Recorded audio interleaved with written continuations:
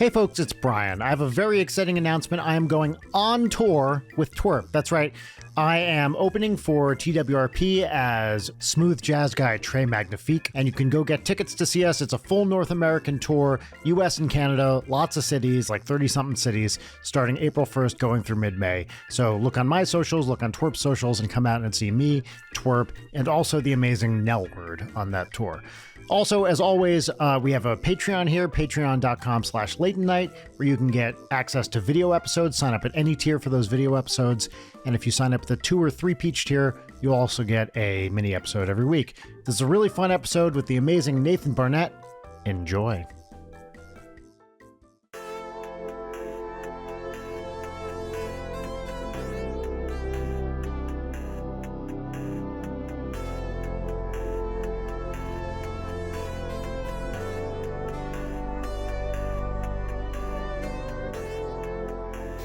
When the NSP video came out, I noticed a lot of people, when they were talking about you, they were like, "Oh my God, it's Dad." Yeah, that's Dad and Keith. You know, actually, I'm glad. Thank you for having me in that video, by the way. Thank you for being in it. It was amazing. Nice to be involved in something that's going on outside of my own little world. And yeah, a lot of people were commenting Dad. And because of the Grumps tour and that whole connection there, I'm sure people recognize me. But a few of the old fans knew me as Keith, so that was nice to see in the comments. Yeah. When people like see you in public, what do you get the most these days? Actually, yesterday I got recognized, which doesn't happen that much anymore. Really? Because I'm not super relevant. I'm not like putting out hits left and right anymore. Yeah, but still, dude. I mean, you got some all timers out there, right? That's the guy who recognized me. Some guy came up to me at the gym and he goes, "Are you Nathan Barnatt?" And I was like, "Yeah." And he's like, "I've been watching you for 15 years." So I was like, "Okay, that's cool."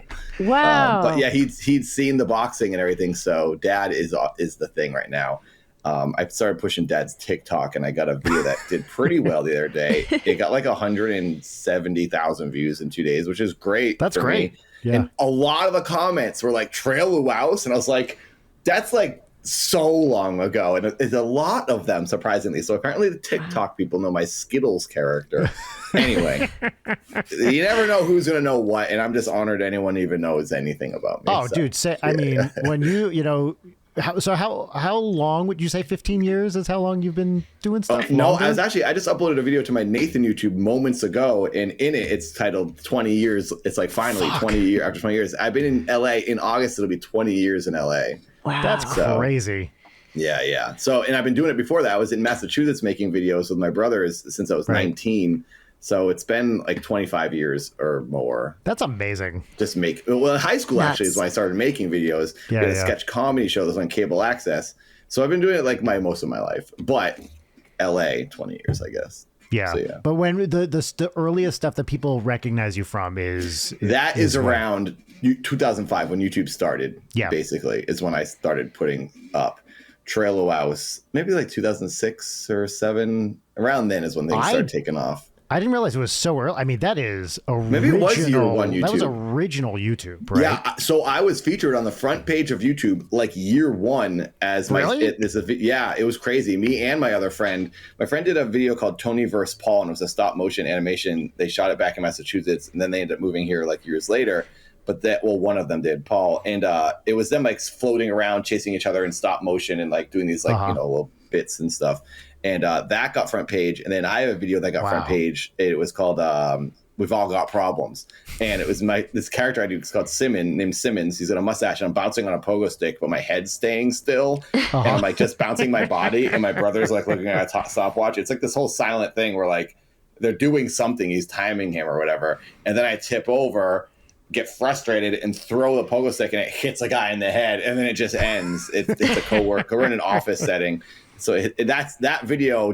They featured it, I think, because there was like nothing else on the website, and it got 300,000 views in 2006. That's insane. Yeah, and then from there it was like, okay, I need to put. Now that was an old thing from a DVD we had filmed in Massachusetts before I moved to LA a couple years before.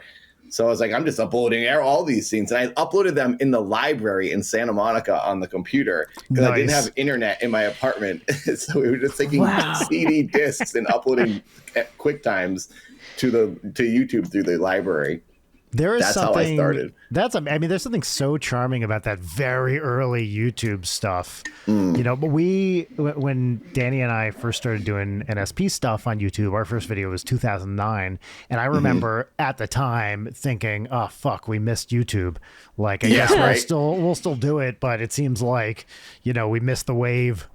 Because it's 4 years old at that point, which seems like a lot, but in 2009 was so long ago. Yeah. Yeah. No, it was 15 years ago. Yeah. Yeah. Crazy. Fucking horrifying. Yeah. I mean, I guess similarly, 15 years ago was when is that right? No, I'm making that up. When you posted the Maddie on pop culture video. That was the first time I'd seen you. When was that? It's like 10 years I don't know. I'd have to Google. 12 years ago?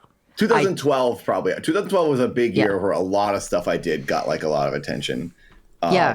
That was when my life peaked in many ways. Like so much about my life was amazing that year, and it's all just gone down. And I think it's coming back up now. 10 years later, it's like all right. 2024 is feeling the most optimistic I've felt in a long time. So that's great. Good. But 2012, that was wild. That's when Madion and Skittles. I had my own shoes that were in stores, and I had a girlfriend. My car. I had a new car with no dents in it. Oh my gosh! Everything was coming up, Nathan. Wait, so Leighton, you watched that video when it came out? Yeah, when it dropped, it was doing numbers on Tumblr. Wow! Yeah, that was everywhere. 11, been 12? in high school. No.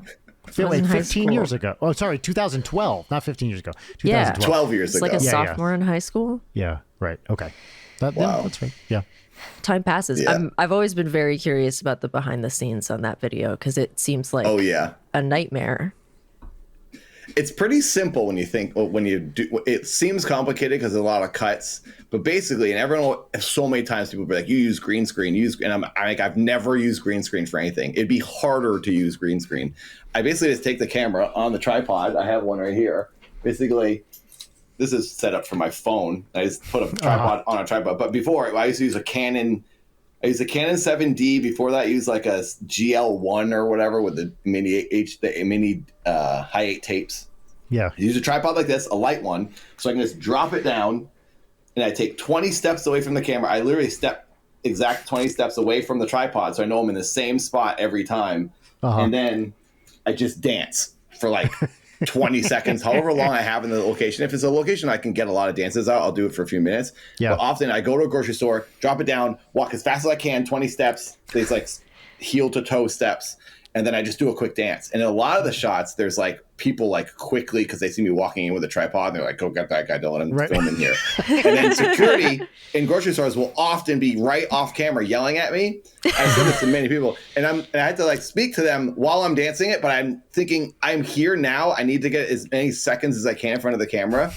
Even if it's 5 seconds, I'll use it. So I'm like dancing, and I'll go, it's okay, hang on a second, I'm almost done. And I'm talking to the guy without moving my mouth so that I can use the shot and not be talking in the shot. And they're like, you gotta get out of here. I'm like, yeah, okay, yeah. And then I'll finally be like, okay. And then I'll run out and then leave, and I got the shot. So I just do that for about either a few days or a week or a couple weeks, depending on the length of the video and how many shots I want. I'll just dance in a ton of places, and you have to fill 4 minutes. It's not too hard to do when you just go to like 20 locations. And then if it's ever off, I just fix it and post and set myself up so in the center.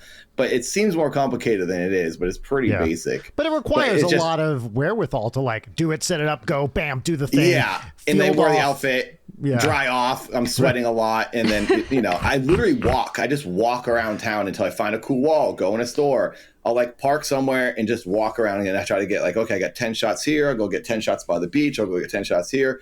So it's not that long. But then there is times where I am dancing a lot, so it's tiring. But ultimately, it's pretty straightforward. Yeah. When did you go ahead? No, Leighton, I insist. We value women's voices on the show, as you know. So How did I know you were going to say that? Because it's true. It's like my whole deal. Right, Nathan. When did you start dancing? How long have you been dancing? I don't know if I could even answer that. I don't know. I can tell you the first time I made a video where I was dancing and I realized it was a thing and people like to see it. It was a chip contest. My friend Paul and I entered for a brand called, this was around 2010, or 11, right before I started like really doing the dance videos. It was Food Should Taste Good was the brand, and they had a contest. That's a brand? It was like, yeah, a brand called Food Should Taste Good, and they made chips and they made other like, you know, parties sort of snack things, and it was like supposed to be better chips and better stuff.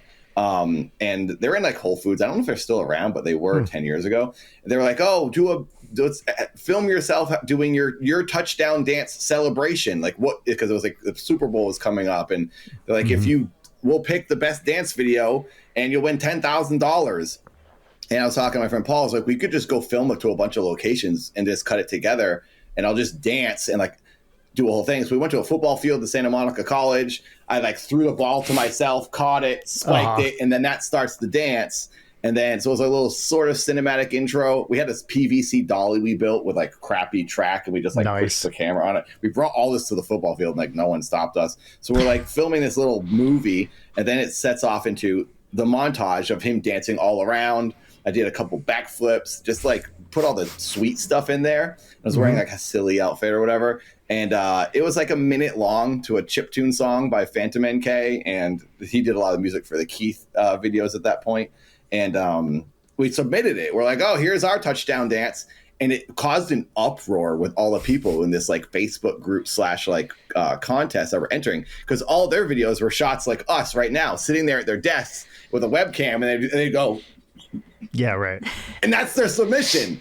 And we're like, we realized no one put any effort into this. So we're like, we'll put an afternoon's worth of effort into it. Went out, did it, submitted it. And then people were saying we're cheaters because we were like professionals. And I was like, I'm just like a 24-year-old guy. Like I'm not I just have a camera. Anyway, we won, and I won $10,000 with Paul. We split it, and I uploaded that to YouTube, and it got a good amount of views. So then I was like, I should just do more dance videos because I like to dance. So to answer your question, then that was my first dance video, but I've always liked to dance. I don't know if I really ever started it at some point. Okay, that's a lie. This is a really long answer. Feel free to edit this down. This is a really long podcast. Yeah. I'm realizing as I'm speaking the answers and remembering. I think the first time I really knew I liked to dance was when we used to go to this sort of emo night in a way in Providence, Rhode Island, at a place called Club Hell. And they would have a really popular goth night. But then on Tuesday night was, I said emo night, but it was an 80s night filled with emo people. And we were all go and you dance to the 80s music. We did that around from like 2000 to 2003 or so, as I moved to California shortly after that. But in the early 2000s, we're dancing every Tuesday, me and my brother and my friends, and I like loved going there. So that I think is when I discovered how much I liked to dance. But I danced like my whole life and kind of just goofed around. But now it became a career after that one video. Have you ever like studied it, or you just kind of do it? I always tell people I'm not a dancer. People are like, yeah, you're just being modest. I'm not a dancer. It's hard for me to learn choreography.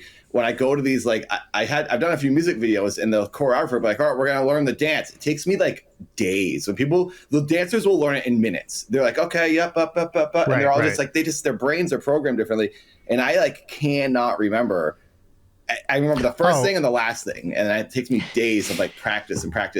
And then I'm doing it and it doesn't look good. It's literally like a guy going through the steps. But if you're just like, do whatever you want, then I can dance. So I can learn a choreography after days and then add flair to it, but it's like so stressful and not fun. So I've never studied it. I've never like learned to dance.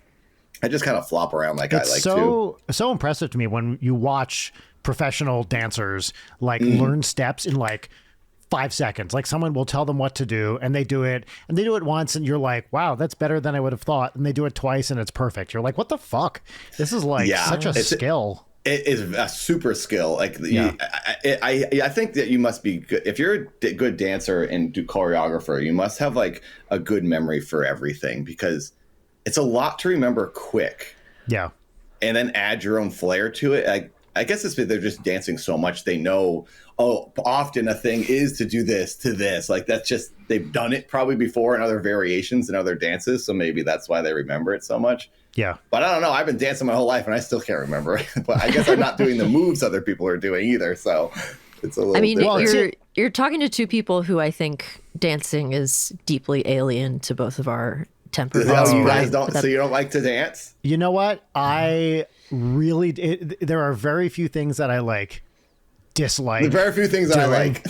Oh, that's actually true. Yes. That is true. Dancing for me, I was always in the band. I want to be playing the music. Yeah, I don't want to I was gonna say you're in a band. to it. That might mean you can dance. You got the rhythm then if you can play the music. Well, one thing actually I've always been curious about that. So one thing I think you and I have in common is characters, right? Like pretty much everything I do is a character thing, whether it's the smooth jazz thing or Ninja Sex Party or whatever.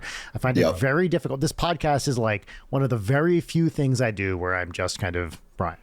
And I find, at least in character, if I put on the ninja suit, I can do a lot of shit that I am just not comfortable doing as myself. So would that include dancing? You know what? It probably would to some extent. I wouldn't be good at it, but I would do it in a way I probably wouldn't do it if it was just me. On the latest last year's NSP tour, we had a little interstitial where I'd come out and I would kind of do like a butt dance and, very minimal sort of stuff, but I'd kind of butt dance around the stage and flip people off, just do my thing.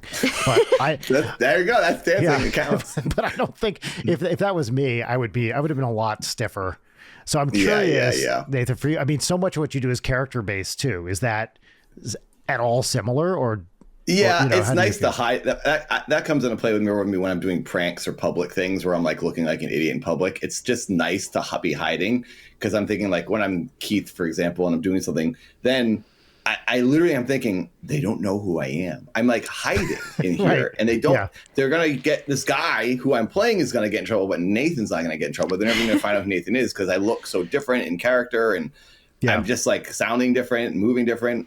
It is a little security blanket of I can do anything now because it's not me. I've been grabbed by TSA 2 times for messing around in airports, going up into the baggage claim. And it didn't matter. I'm fearless when I'm in a character. So that is a little bit of a thing. But dancing, I don't know if I necessarily, because I'll dance no matter what. I was in Las Vegas 2 weeks ago. And I only say this because it was it's weird saying because I'll be I was the coolest guy in the club. I'm not trying to say that, but I was dancing and I was in the dad outfit and literally every person in the club was taking pictures with me, coming over me. They thought I was a part of the night. So it was okay, when I dance, I don't really need to be in character because the dancing is the character in a way because it is weird. But it's also strange because it's I'm conflicted at times. When I'm out dancing by myself, I don't want the attention. I just want to dance. But unfortunately, the way I dance, and I can't change it. Otherwise, I'm just doing things that aren't fully expressing myself, and I'm not getting the satisfaction of moving the way my body wants to during the music. If I'm not doing that, then I'm not dancing. And so when I do dance, everyone goes, "Look at this guy." And so then I often will go into the corner and I dance a lot of times with my eyes closed because I'm just I just want to dance and I really don't want to talk to anyone or have anyone take a picture or dance. But I was with a bunch of friends for a birthday party that night, so it was a bit wild, and I was whatever, I don't care. It was crazy. It was Lil Jon was there, and you wouldn't even know it because everyone was all over. Lil Jon was DJing, and 3 bachelor parties were they were grabbing me and pulling me into their booths and saying, "Dance with the bride," and they're spank. It was crazy. It was crazy. So I would think that you are bachelorette party fucking Catnip, right? I should be the goofy stripper for bachelorette parties. You could make show up as dad. So much money just as a bachelorette party, rent Nathan for 3 hours or whatever. Yeah, maybe that's my new business model. Honestly, YouTube's not cutting it anymore. I need something else. Maybe that's it. Bachelorette parties would, in my many years doing comedy stuff in various clubs, improv theaters, we got a lot of bachelorette parties, and they're always the worst. Yeah. But at the kind of thing they want, they don't want to be at a fucking improv show. They want to be with you. And you see them, they come to these comedy, party, man. Yeah, they come to these comedy shows. They don't know what they're in for. Half the time they have a bad time because they're wait, there's a bunch of nerds on stage. They just want to rage. They just want to rage. Yeah. Just want to awesome. Commit some crimes with the girlies, have a mimosa and do blood sacrifice. That does sound like a pretty good night. Mimosas and crimes. Yeah. Well, I was going to say, speaking of committing crimes with the girlies, this is Late at Night with Brian Wack. My name. Oh, okay, good. I like that. My name is Brian Wack. Across from me, we have Layton Gray. Say hi, Layton Gray. Hello. Contrary to popular belief, the sound you heard was not a nearly extinct bird crying out for help. It did sound like a pterodactyl a little bit. Thank you. Is that your laugh? It's my pinball tilt laugh, where if Brian especially gets me really good, it'll go into that register. So good job, Brian. Yes. That's what we have to do. Guest. It's called selection-based audio processing. When you're editing the podcast, you take that little chunk of it and then you drop the dBs. Oh, yeah. Yeah. Nice. I like it. But mystery guest, who we've called by your name multiple times already. Who are you? Oh, hello. My name's Nathan Barnatt, also known as Dad, Keith Abacary, Trail of Wouse, the floppy weird man on the internet. The guy that won't leave. The guy's been on the internet for way too long and won't stop. It should have long ago. Well, speaking of Keith, actually, I wanted, if you've talked about this ad nauseum, you can just tell me to shut up. I want to hear about the America's Got Talent. Oh thing. Yeah, that was, because that is, I have talked about it a couple times, but not everyone's heard it. Basically, the producers they knew Keith. One of the producers, because you've been doing that for a long time at that point, right? Keith? Yeah. Oh yeah, Keith, that was just a couple years ago. Well, that's what I mean. It was very recent. Yeah. It was pretty recent. The tail end of the pandemic, I guess it was when we did the first episode. Yeah. Maybe that's like 2021 now, 2022, 2021, I think. Which it is, of course. Yeah. But anyway, they asked me to come on as Keith, and they said, hey, dance. We're going to like prank Simon and the judges, and we're not going to tell them you're in character. So they just reached out to you and said, hey, we saw your stuff. We want you to come on. Mm-hmm. This guy, the producer that asked me, used to work at WWE. And so he knew about Keith. He knew Keith was pursuing the WWE, which, it's interesting. This is coming full circle. The video I just loaded today. I sort of talk about that. I might have a tryout with them very soon. Yeah. The dude who asked me to come on said, hey, I know your character. I know the wrestling stuff. I know you're dancing. I'd love to have you come on and prank these judges. I was like, sure. So I went on as Keith, came up with a little choreography, did a little dance of like some of my better moves, in my opinion. And they loved it. And it was great. The first show was an amazing experience. It was awesome. And it was a lot of work because it was like 9 months in the making, where I had to keep sending them choreography and like videos. And I had an elevated apartment in Portland at the time during the pandemic. I moved up there for like a year, and it was really hard to like get the space to do the full routine. So I had to go out into this field. I brought a PSP, the PlayStation Portable, because that's the only other device I had at the time to play the music, since I was using my phone to film it.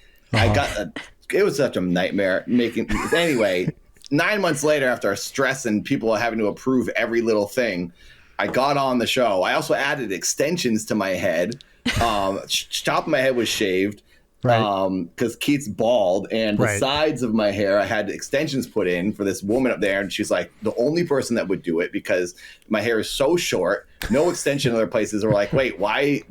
They thought it was weird that I was a guy that wanted it, and a bald guy who wanted extensions. Only on the side. Only on the side. Not even like to cover my head. No one understood what I was saying. I was like, no, I need to take the hair I have and make that longer, and then keep the top bald. And they were like, why? And I was like, it's for a character. They go, I don't want to do this. This is too crazy. Yeah, right. Yeah, basically they just like, no, this is strange. I don't have any interest in doing this. Just go away.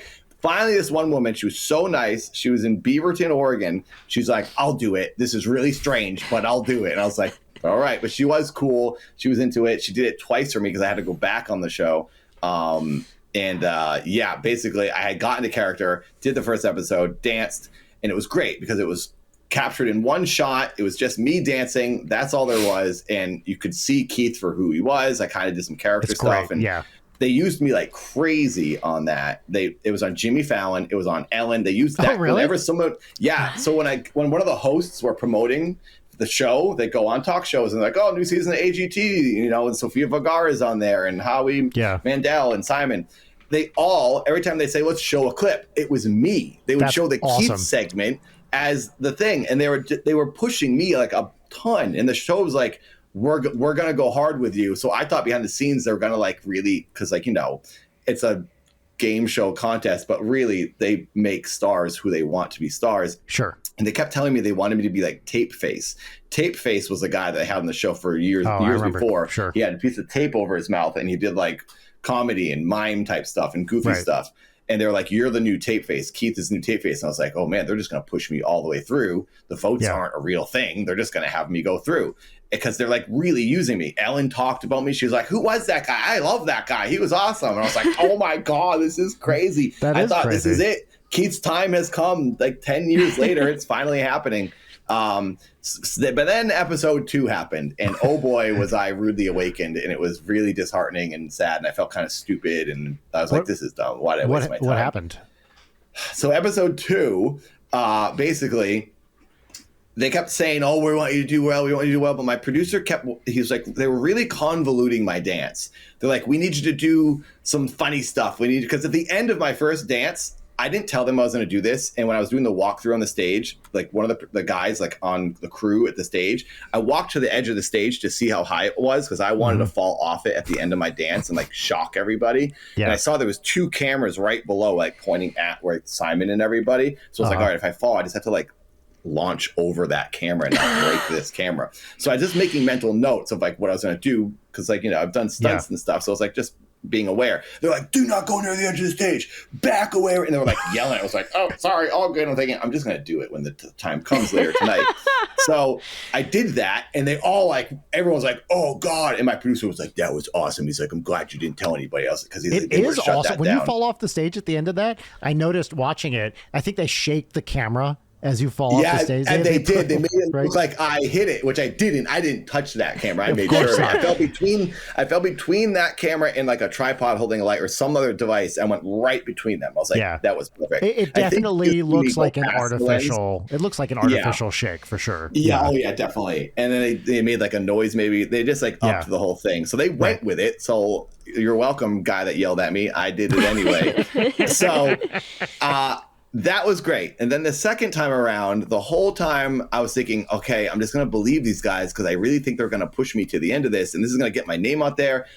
They were telling me I can pitch because I had this Keith Apicary show I want to do, like a Borat style show. I've been wanting to do this forever. I developed it with the Jackass guys over at Gorilla Flicks for a while. That's cool. I've just been like, yeah, it was great. And like things are just always almost happening here and there. And I was like, okay, maybe this is it. Maybe since I'm on like main, network TV in front of tons of people, they're gonna be like, okay, cool, we'll hear your show. So I'm doing it for that reason, to get something. I didn't want to win the show. I just wanted to get the publicity and get a show. So I'm just like believing these people and saying, I'll do whatever you want. I don't think I should have. I should have followed my gut instinct because they had me adding all these elements to the dance that were just too much. I could dance for a second, I had to run to another spot on the stage, dance for a second, this thing would fall. They had this weird intro in the beginning. They wanted me to do like a funny intro where I was in a guillotine, pretending I was like, Keith wants to do magic now too. And I was like, okay, this is like 30 seconds of where I could be dancing. So I was just like, all right, I'm just going to believe these people. I did this guillotine bit, which was confusing. No one understood it. And then all of a sudden I say, just kidding, I'm going to dance. And they're like, okay. Like it didn't sell. It didn't work. It was just a cluster. It was a nightmare. And then they had tons of confetti and balloons falling, which were literally going in front of the lens and blocking me for parts of the edit. When you watch the edit, you're like, this is chaotic.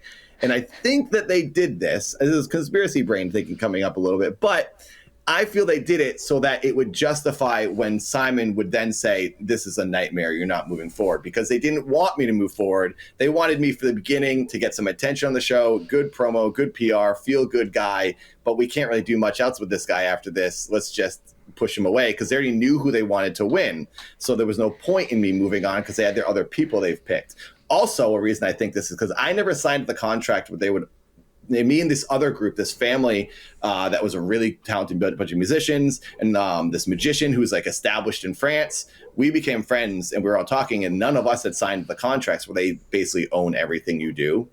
They would own Keith. They would own like anything I do with him going forward. Like they really lock it down. And I've signed contracts with other networks, like Comedy Central, Adult Swim, and it's never as crazy as this. My lawyer was like, "Don't sign this." So I was like, "All right, I won't." Like anything you do with Keith from then on is owned forever. Yeah.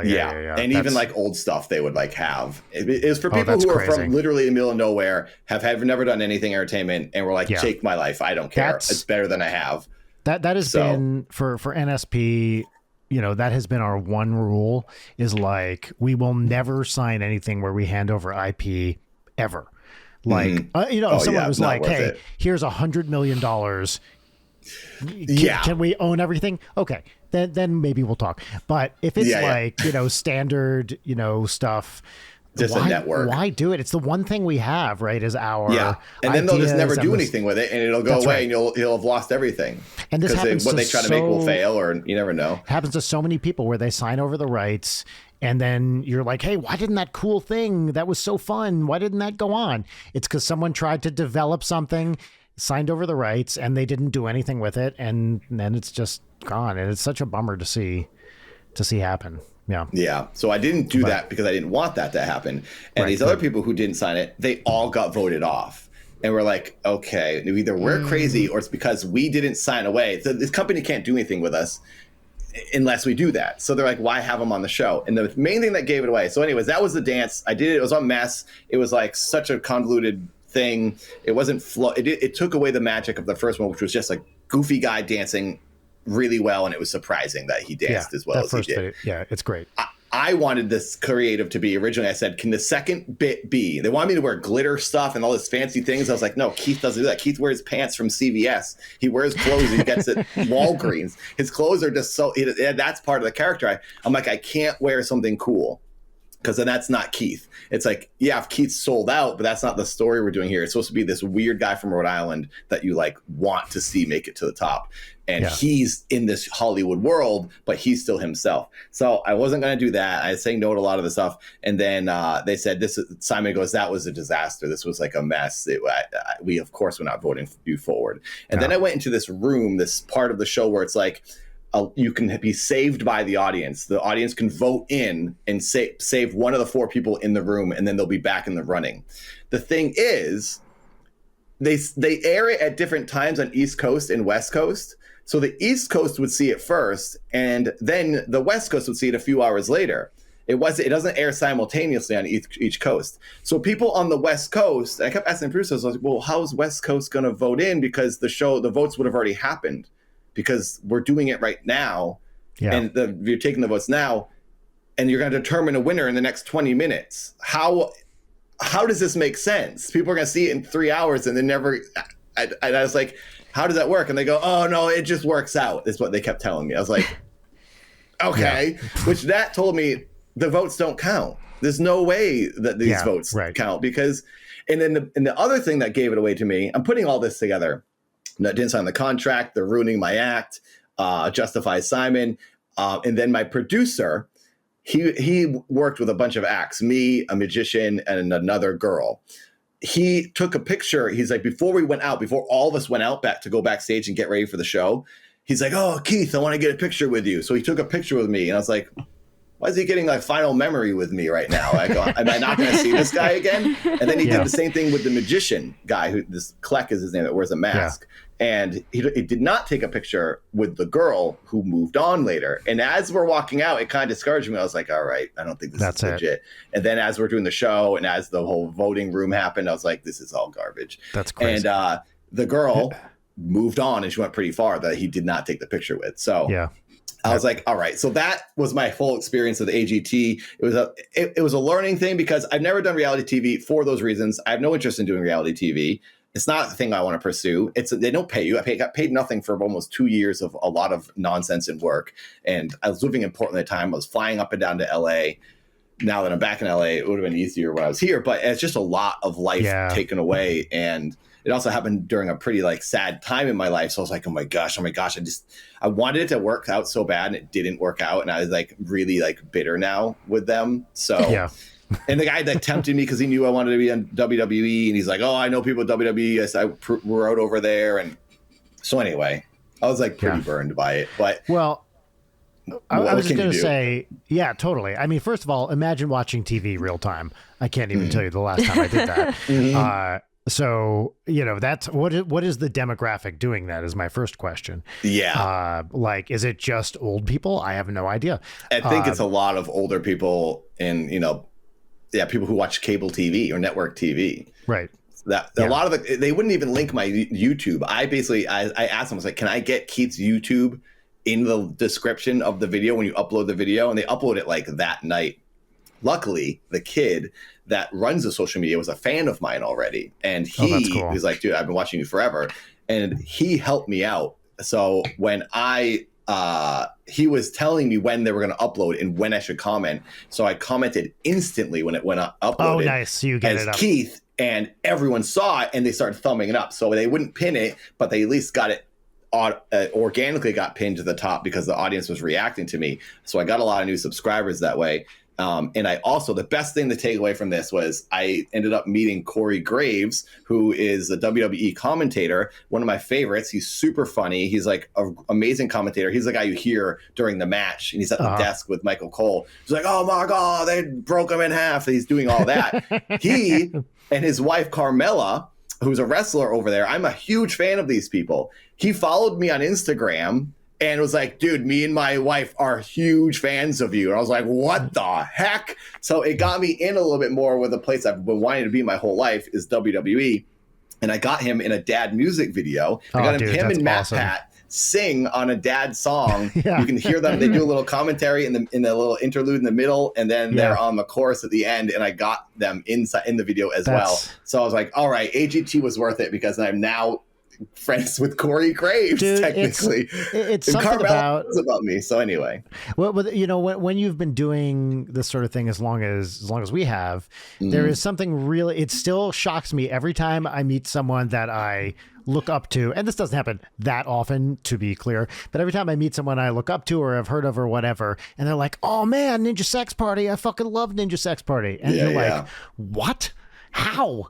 You know, how the fuck do you know?" Niche. It's a niche thing to you, and you forget like a lot more people know about you than they do. There was some interview, it was like 10 years ago, where it was like a KTLA thing. And Jamie Lee Curtis was like, "Hey, have you ever heard of Ninja Sex Party? They're awesome." And I was like, "Excuse me? What?" Saying it to like, you. This Jamie Lee Curtis, a person I've been watching literally my entire life. No, it didn't say it to me. Right? She just said it on some random show. And they didn't even bring it up. It was just like she kind of said it somewhere else. By the way, okay. Now, I don't want to engage in conspiracy things. Someone sent me this clip, and then I looked for it on YouTube, KTLA. It was taken down. So I don't know. Like, I don't think that was on her end. I think, maybe. Yeah. But whatever. But anyway, there was this clip still of her happens. being Still cool. Out of context for whatever particular reason. She was talking about NSP and Starbomb, and I was like, this is so rad that this person. That's amazing. Unbelievable. Like, you never know who you can reach out to. Every once in a while, there's someone, and honestly, Instagram is, so this is how the NSP video you were in, this is how that thing happened, because I love Tom Cardy. I think he's amazing. He's the greatest thing in comedy music right now. And I was following him. He was following me, NSP, and I DM'd him from NSP, or I can't even remember exactly, but there were Instagram DMs where I was like, dude, I love your stuff. And he's like, oh, Wait, you made Dream Daddy, right? I did. I co-created and co-wrote that thing. Yeah. That game changed everything in my life. I fell in love with what do you call that format? Romance novel video game? Dating sims? Dating sim, that's the phrase. I knew there was a phrase. I love dating sims now because of Dream Daddy. Really? Oh my God. Oh my God. That game, I played it as Dad on stream. I was streaming on YouTube when it came out, and Dad was playing it because it was like, how perfect, I should do this in character. And it inspired me. Like, I was like, I want to make a dating sim for my dad character with the world. Obviously wouldn't want to do a Dream Daddy and do the same thing. So I'd have to maybe like take the dad name out of it because it's too close. But there's such a universe, all these characters in the dad series. There's like a whole town of people, and there's all this drama in the series. I was like, we could just take this, all the lore and drama between everybody. It sort of lends itself to a dating sim because like dad likes mom's friend and mom likes the neighbor, and it's already like that. So anyway, when I played Dream Daddy, I was like, oh my God, the possibilities. It's such a cool creative. That was such a cool, it was like I lived a movie when I played that game. And it was like, I loved that. So anyway, it's what I never got to tell you this in person, but that was so sweet. Dream Daddy it was unbelievable. My audience loved it. I loved it. It was unbelievable. But I'm sure you guys saw it. It was such a phenomenal, like, worldwide hit. It was everywhere. shocks me to this day, nearly 8 years later. It's really fucked up. That must have been wild when you first put it out. You're like, oh, here's just this indie game we made. And now, oh, the entire planet loves this. Yeah. I also was 19. Wow.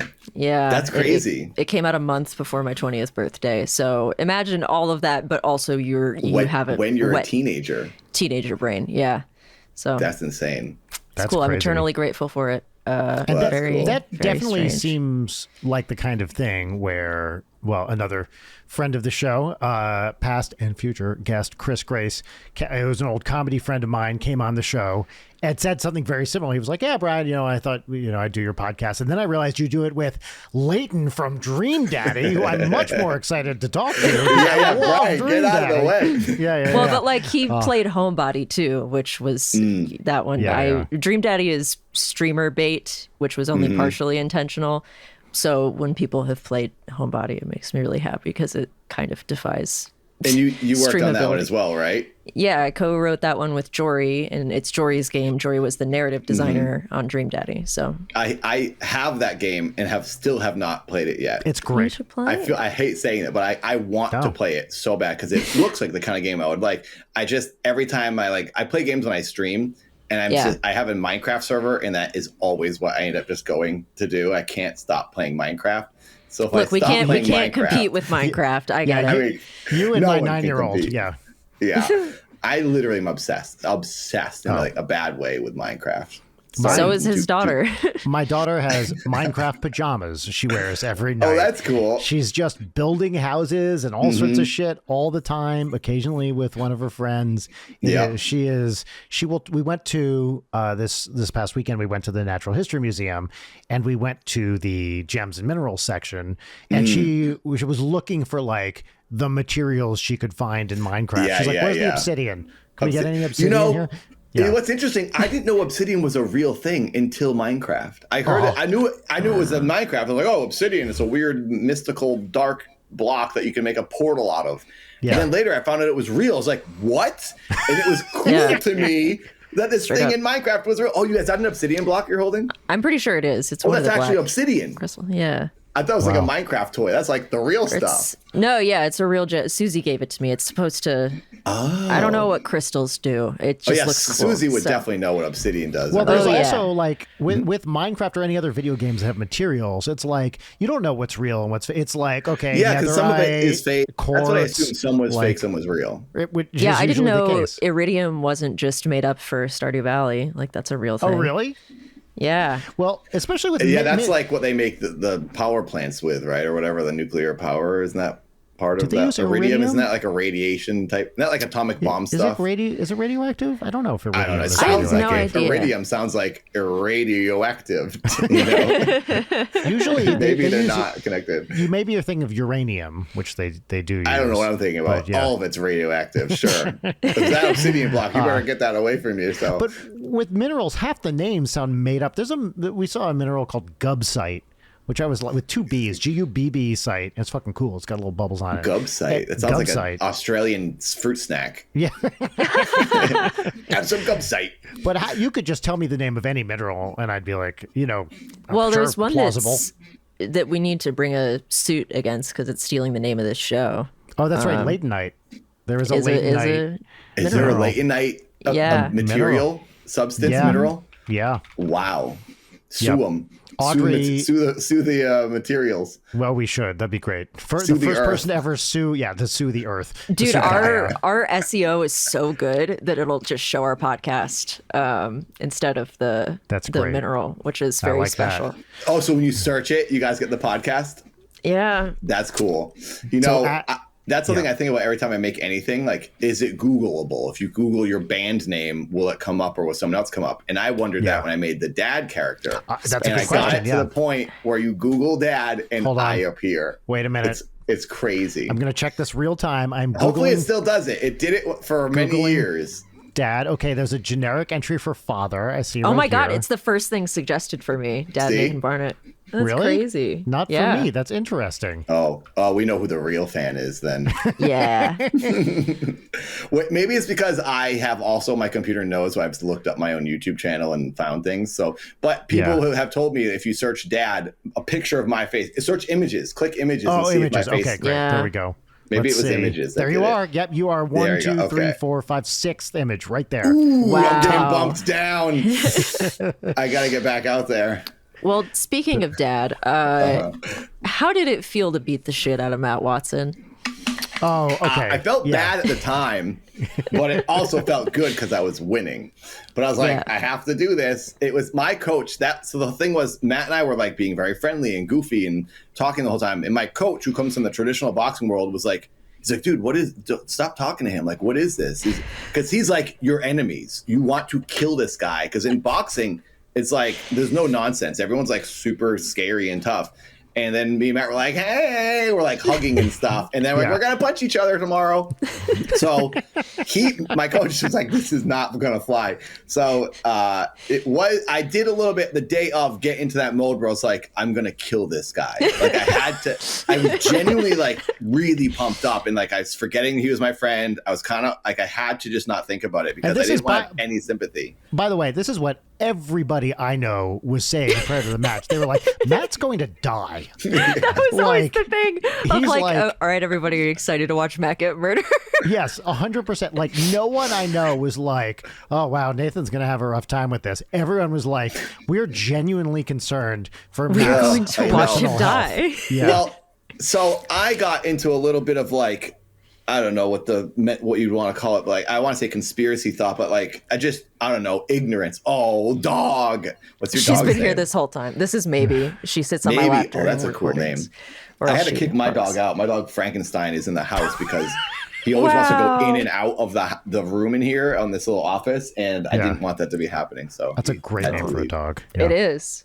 Yeah, Frankie is his name, but Frankenstein is Frankenstein Baby Wolf is his full name. Fantastic. Yeah. I love it. But when I was going into it, I thought Matt was probably training more than he was letting on because my coach had sort of got into my head. He's like, everyone lies in boxing. People put out fake footage. You put out fake posts. You put out you leak things on accident. Like he's like, don't believe anything you see from anyone. He's like, trust me. So we had actually switched to southpaw halfway through training. I'm orthodox. You would stand like this, which is what everyone stands. So then we'd be yin and yang. But my coach halfway through training was like, I think you're a natural southpaw. We need to switch it up. So then I switched to this stance, which gives me a little bit of an advantage if someone else is orthodox, because then I can get to the right side and get someone. I can just hit people easier. So my coach was like, don't tell anyone. He's like, you do not have to tell anyone this. You don't have to tell anyone anything. So I was like, okay, I'm just going to do whatever this guy says. And he goes, yes. Matt is probably training a ton. He put out a video. He told me his coach told him not to go running. And my coach was like, he's lying. No one would ever say that to you. No one would ever tell you to not go running for boxing training. My coach said running is more important than the actual boxing training when your first match. Because say two people have never boxed come together. If this person ran every single day and didn't punch once, and then this person did a little bit of everything, this person's going to have way more cardio. You're both going to be punching like maniacs, and you're not going to have good form because it's hard to learn the form. He says you're better off just running because then you have the cardio to go all 5 rounds. Yeah, so you can whether last. You're good at punching or not, you just don't want to gas out. The person who gasses out loses. So I'm thinking this. I'm like, well, Matt, he has to be running then. He has to be. And then he said his coach like left and wasn't coming back. And I was like, this is all fake. And then Justin from Real Good was like, hey, how's it going? I could tell. Notorious liar. That I wasn't sure. And like, I know of Justin. I knew him. Like, I know him better now. But like at the time I was like, because I knew everyone in the office through the grumps, but I didn't know if he was like trying to get information for Matt because I knew he was friends with Matt. And I was like, okay, I think everyone might be trying to like lie to me to like make me think this is going to be easy. Yeah. America's Got Talent sent them. Everyone was telling, and after I come off America's Got Talent where everyone lied to me, everyone was telling the truth. Matt was not prepared. I was over prepared thinking he was lying, and what we saw is the result of that 22 seconds of mayhem. Well, it also, from what I understand, more time was spent on the diss track than in training for the Yeah, and I will say boxing. this. Sorry, Matt, it was a great one, but his diss track was not an ounce of what I put into my diss track. His was like a minute long, 2 shots. I went and shot a full music video. He made a whole song that I thought was one of the catchiest songs I ever made. Yeah, it's great. Unfortunately, it was not really one I put out as a main song. But I was going so into both matches. Both Kyrgyz 1 and 2, I put so much effort into the training. And I you can throw fucking my tell. life away. Oh, dude. It's can terrifying. absolutely tell. Well, I think the pinnacle I think of you this have to, though. also was then Rogan picking it up. Yeah, and that was talk about so it. funny. That was the funniest thing ever. It's going to alter his pituitary gland. I think about this shit all First the time. time anyone's ever heard that phrase. Most of America and the world had never heard that until he said that. That was such a funny. I was like, "What the heck's the pituitary gland?" But you know what was cool for me taking that away? It was very ridiculous, and that he believed I was the dad, but. Yes. I understand why, because I saw it happening in real time, and I wasn't surprised when he saw it because so many people were stealing the shot and putting it on YouTube, Instagram and YouTube as a real dad beating up his son. So they were changing it. And he just was one of the people that just scrolled past it and saw it. So if you didn't know it was a character or a YouTuber, you wouldn't know, I guess. But yeah, you'd have to do almost 5 seconds of research to figure that out. Yeah, just Google Which Joe dad can't boxing. do. Okay, this is a character. His music videos here. This is silly. But he didn't do that because he just scrolls and goes, "Oh man, you know."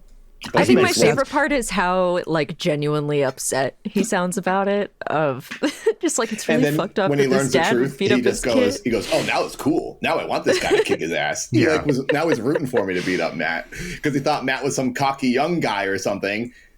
If he realized who Matt was, he'd be like, "Oh, this poor person." In his version of America, this is just a thing that happens where a dad and his son get into a fucking boxing ring together. I know. Something you see down in Alabama. Yeah, and then the dad like destroys his son, like as if that's a thing that happened. Well, it was in Florida, so it is something that we might see in Florida. A real dad fighting their son. Yeah. The first time I saw that clip from Rogan, I thought it was like a really good edit from Matt. That's what everyone thought. Did too. My brother was like, "Oh, did you edit this?" I was like, "No, this is real. He really saw me and thought this was happening." That was also the most Joe Rogan I've ever listened to. That right. Well, for most clip. of us, yeah. Although I will say I have listened to and watched a bunch of his UFO conversations with his guests. It's when I will listen to him because I'm just intrigued by UFO stuff. So it's usually they're talking about an instance and they're highlighting something I haven't heard about. That's what I like to watch. But Joe Rogan's takes can be like very hit or miss. So yeah, I'm not like, super avid watcher, but I do like alien stuff. So yeah, Nathan, I think one of the few extended conversations we've ever had, it was you, me, and Aaron at a party at Brent's, and we were all drinking and we were talking about UFOs. I remember that conversation so well. I could go on forever about aliens and UFOs. I've been wanting to start a whole podcast literally where we only talk about UFOs. So anyone ever wants to do that, let me know. Now, we gotta get an alien on as a guest for the first guest. What's your take? My take, I'm the boring take where I'm like, it's not real. Like I want it to be real. So you just hands down don't believe it, or do you think it's unproven? Maybe you haven't seen anything, but no, I think there is no compelling evidence out there. I think if I had to guess, is there extraterrestrial life? I would say almost certainly. Is my guess. Okay. Do they live anywhere that they could get to us in the amount of time that they would coincide? The universe is almost 15 billion years old. Right? It's a blip. It's like a blink. Yeah. Are they going to happen to come by when we're here? Whatever it is. Yeah. Could they, the odds of that intersecting and blah, blah, blah, and all the relativity and everything you have to take into account, I don't think it's ever going to happen. So I have yet to see any evidence that to me seems at all compelling. Okay. Now, Leighton, how do you feel? I have been following the past several years of UAP discourse very closely. I actually legitimately, I think deep down feel one-to-one with Brian, but I want to believe and I follow it very closely. So I am a regular visitor to r/UFOs, That's the best which part, is just being maybe the most in general. credulous place on the internet. But, you see all that biological drone shit in this past week. Oh, no, wait, what's that all about? Well, I'll say this real quick. I believe in aliens and UFOs, but I'm doing it and I'm aware that I'm doing it because I'm choosing to believe, because I want it to be real. But I did see something myself that was super strange, and I was like, all right, I think this is something that we don't know about.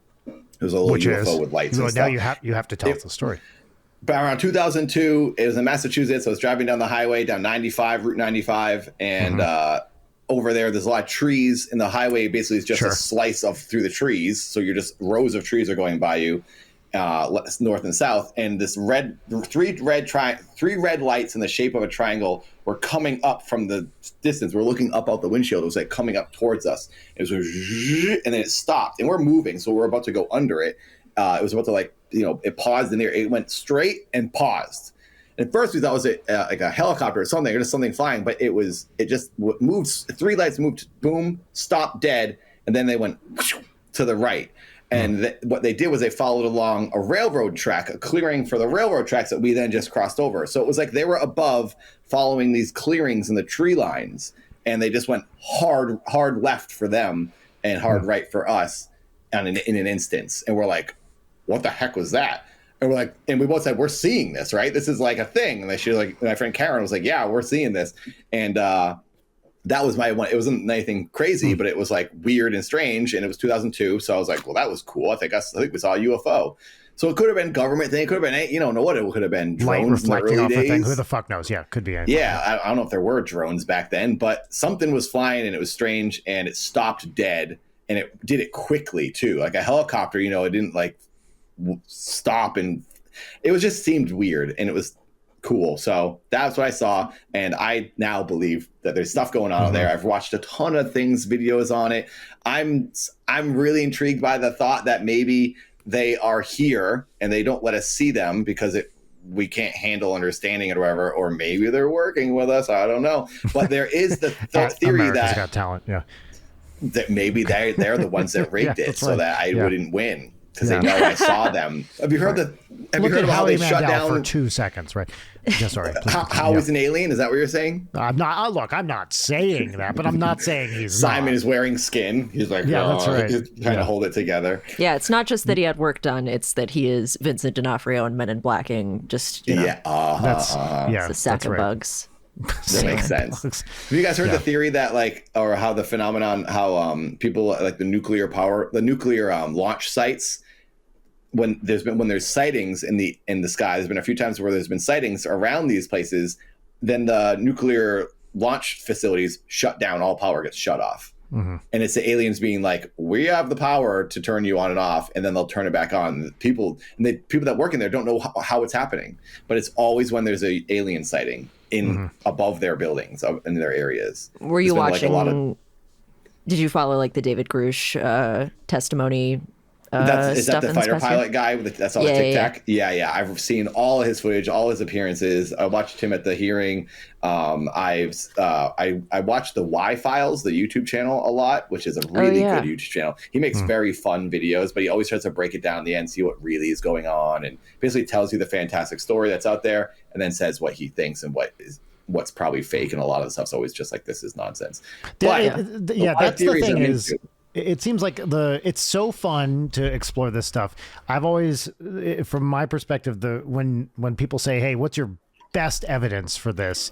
The best evidence that's been documented, that isn't just stories people are telling, which is not to say that those are not real stories, but the actual documented evidence always seems to fall apart when it's investigated more. It's really funny watching videos go through the rounds in UFO communities, because it'll be like, here's a new one that's incontrovertible proof, and then people debate it for weeks on end, where someone would be like, the balloon in the airplane. Did you see that one? Did you see the plane disappearing into the portal one? No. That was like, I cannot believe you idiots are fucking falling for this.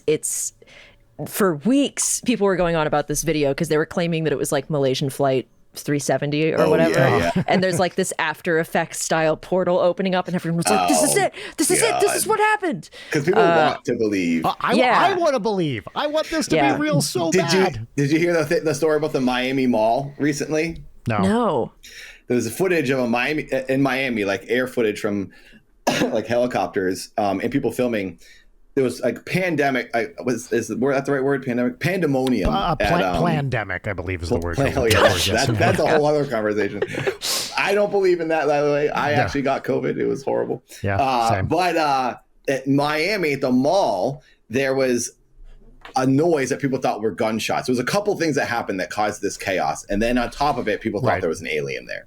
I'm looking at the pictures, and but of course there are no guns in Miami, famously. So, surprisingly, in all of Florida, it's the one city.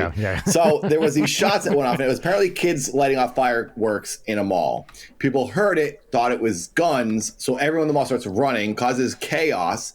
People are filming this. And then on top of it, there's some of the footage. There's like 100 cops showed up, and then there was footage from the sky of what looked like an invisible man, alien thing in this weird suit walking in front of the mall very slowly when everyone else was running.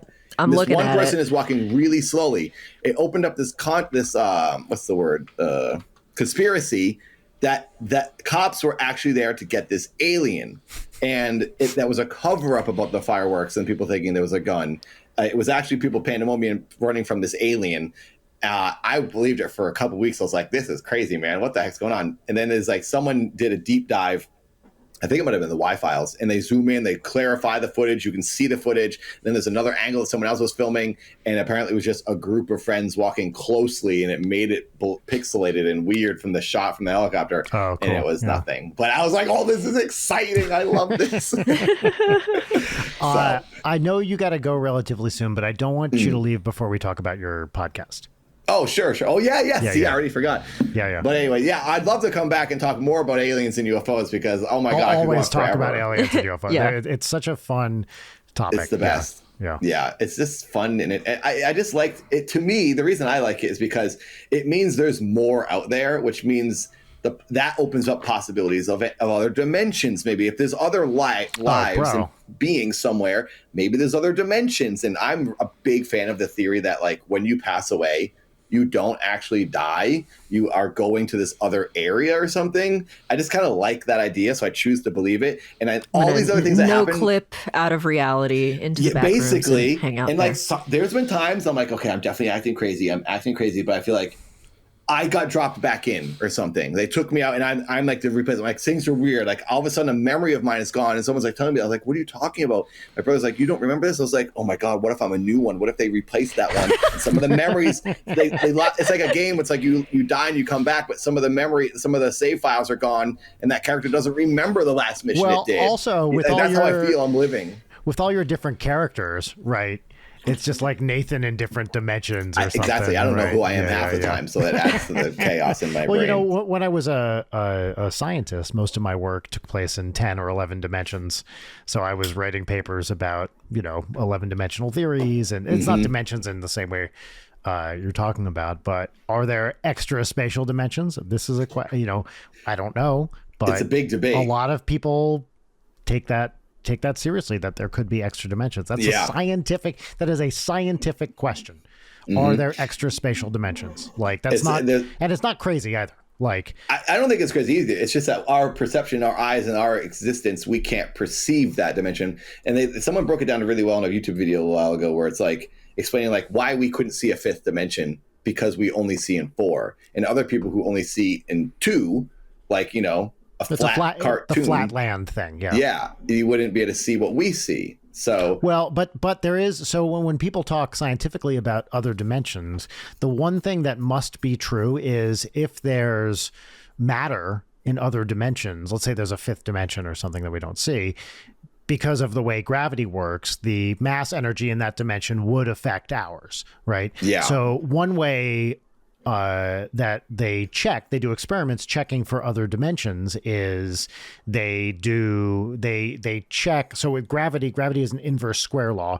If you take something and you double and you increase the distance, gravity drops by that distance squared, right? So if something is a distance r away, the gravitational force is proportional to 1 over r squared.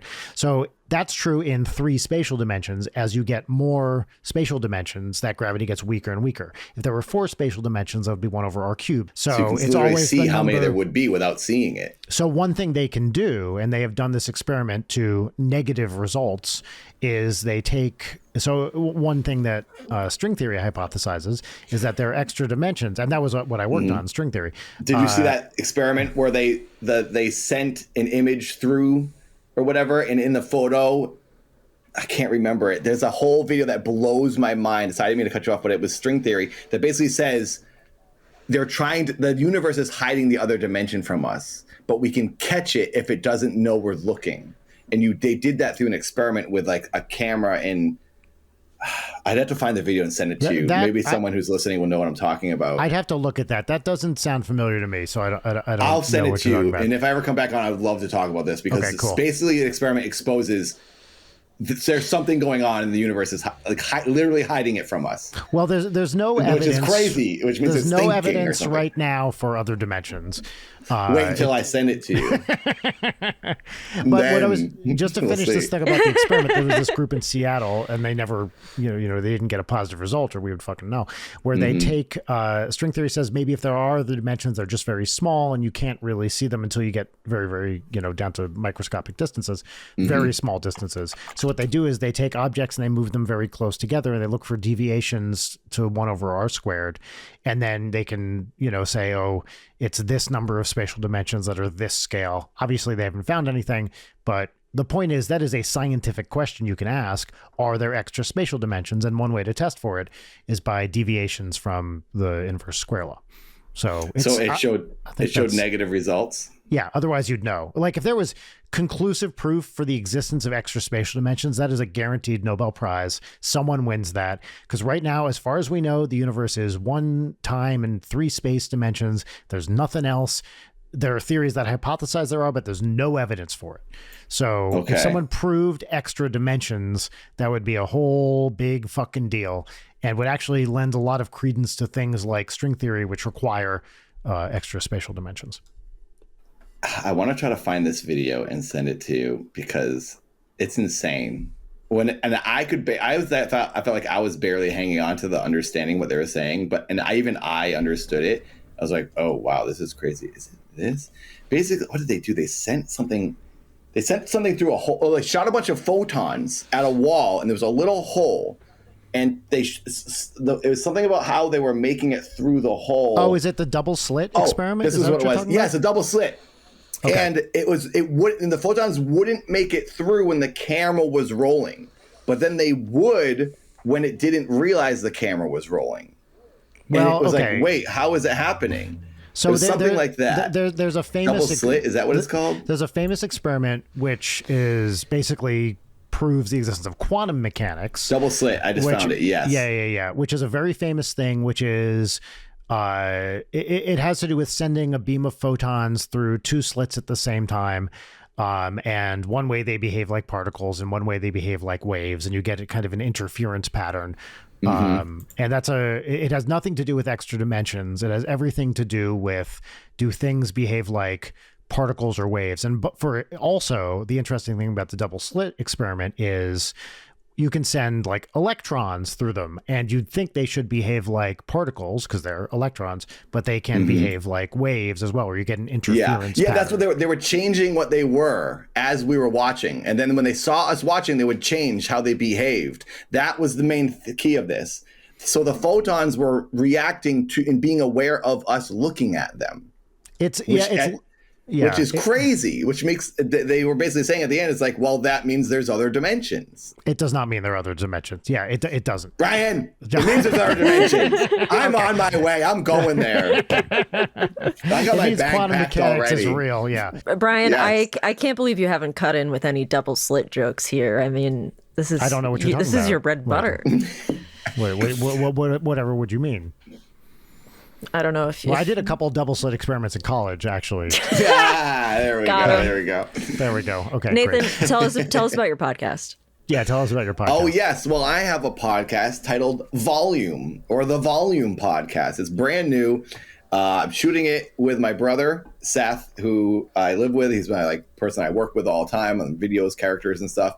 And my giant friend, Bob, 6'7". He says he's the coolest and the toughest. He walks out to the ring with me every match every boxing match. Oh, that guy. Yeah. Yeah, the big giant guy. Yes. He looks like a WWE wrestler. He's from Massachusetts. He's a loudmouth. He's got his own little mini audience within my little audience. So some people are aware of him. But the three of us do a podcast weekly. We'd love to have you guys on, by the way. We just started it up. So we've only had 2 guests. We'd love to have 2 more guests. Yeah. So we're shooting it, and I love it. And I'm trying to make this like my weekly 9 to 5 type thing because it's really fun to do. And it's got... we got a database. There's this old computer that I have. Well, it's not old. It's a new computer my friend made, and it looks like it's old from the 70s. That database runs the entire show, gives us all the information we ever need. So whenever I'm ever asking about quantum theory, the database will tell me. And sort of the gimmick and ending at the end of every episode, every good chunk of it, we do these quizzes and trivia to basically see who's the smartest one on the show. So far, surprisingly, my brother, who reads books every day, is losing. And my friend Bob seems to be winning. But then we have guests come on and they compete to see who's the smartest. So if you guys want to see how smart you are, random trivia. I love it. I love making the quizzes, love doing them, answering them. It's crazy how I never knew trivia was a thing I loved, but apparently it is. So that's a big aspect of it. But basically it's called volume because the three of us are very loud and we have a lot of energy. So that's the one common thread we had with each other. Like I've been obviously friends with my brother since I've known him, and my friend Bob since high school. We all grew up together in Massachusetts, and we're all 3 loudmouth Massachusetts guys. And the only thing we have in common, really, because my brother likes things so different than me. Like I like some things that my brother and I have in common, and then me and Bob have other things in common. And Seth and Bob sort of have things in common. So like we're all not fully lined up. So for a while, we're trying to do this podcast, and we're struggling to think like, what the heck is this going to be about? What's our gimmick going to be? What are we going to call it? And we decided on volume because that was the one common thing, was that we're all loud. And then the trivia is sort of our connecting thread. But yeah, it's just chaos until we get to the...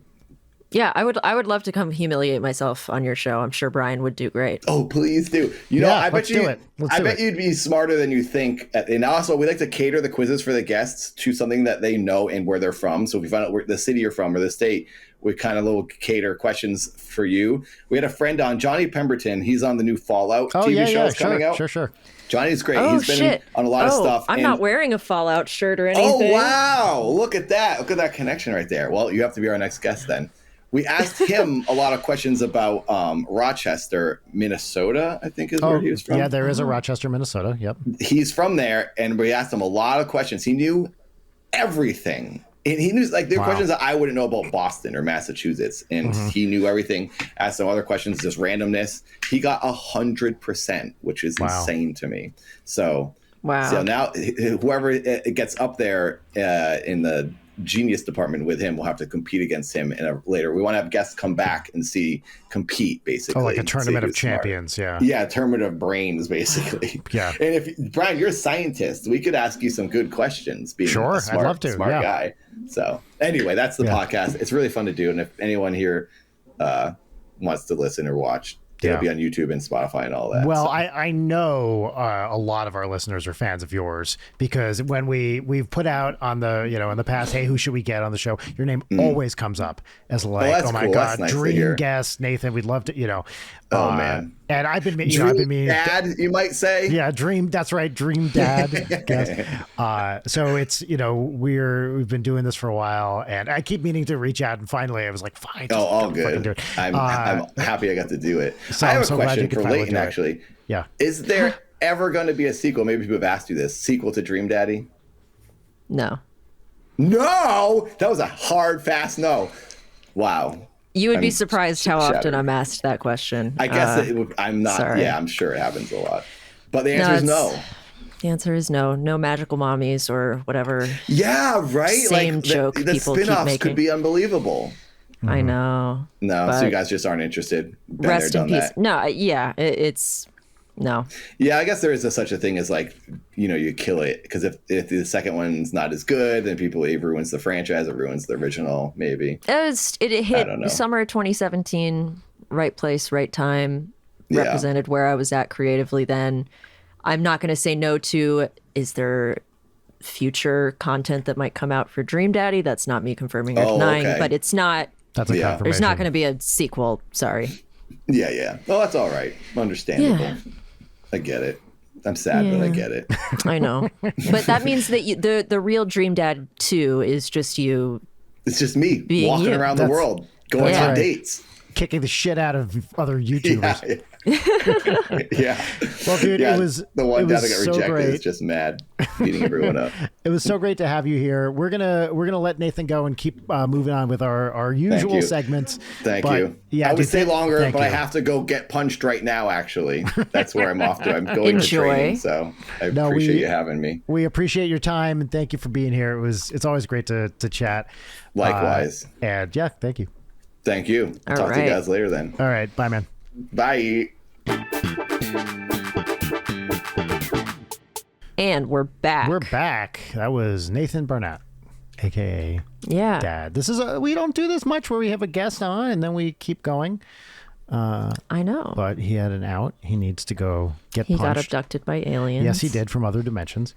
And who are also punching him. Yes. That's what they do. They're such assholes. Yeah, right? Yeah. The ET. What's the worst experience you've had? Extra TKOs, which happens when aliens box you. Sorry, yes? What? Oh, I was just going to ask, what's the worst experience you've ever had with an extraterrestrial? Doing this podcast.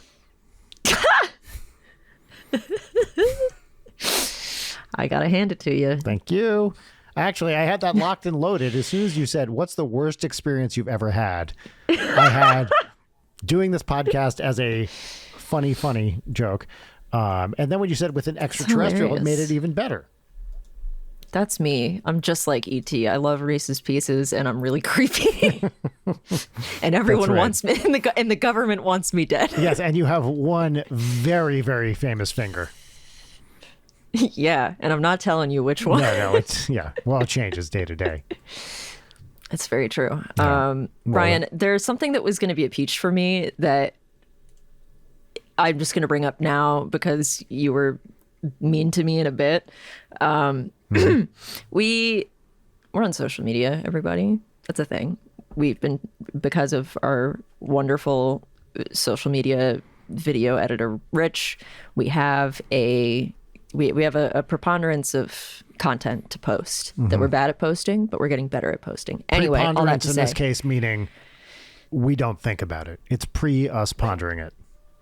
Yeah. What is preponderance? No, you used it correctly. It means a lot. Yeah.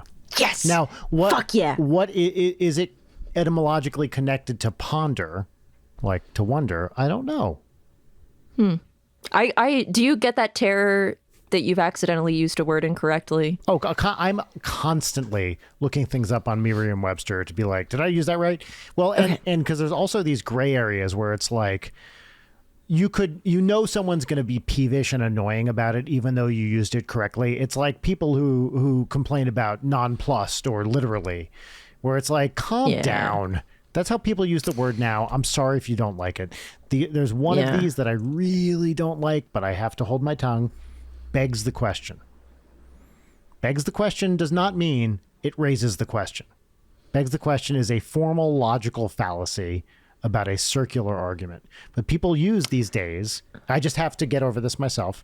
People use begs the question to mean that raises the question. That is not what it means. Begging the question is a formal logical fallacy where it means you have created a circular argument. But I have to just get over it because people use it this way now. So that's one that bothers me. My pet peeve on that front is a combination of words that people rarely use. And again, it's like, I'm not going to be prescriptivist about how people I know what words rarely use. Late Night with Brian Wecht is a good podcast. We have this sweet man on the show, and the moment he leaves, you just get venomous. Well, it's self-deprecating. I don't know what to tell you. All right, continue. It's mutual. It's an attack on me as your co-host. Anyway, what was I? Enamored with instead of enamored of, which is the proper. I didn't know this. Wait. So enamored with is wrong? Yes, and enamored of. Okay, I didn't know that. And I think I know that because something having to do with reading Twilight for the first time.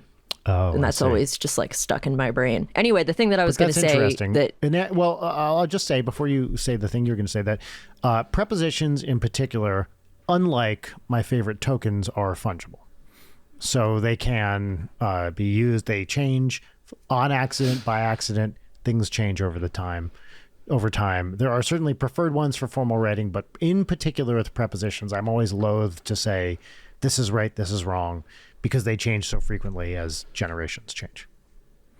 That's fair. We keep straying further away than the comment about you that's unflattering that I want to read. Oh, yes. Which is on one of our posts of a video. Actually, from before you Angels say and the Demons. unflattering comment about me, I have a 20-minute bit I'd like to launch into here. No, please continue. Well, that is exactly what the person that you're being compared to would do.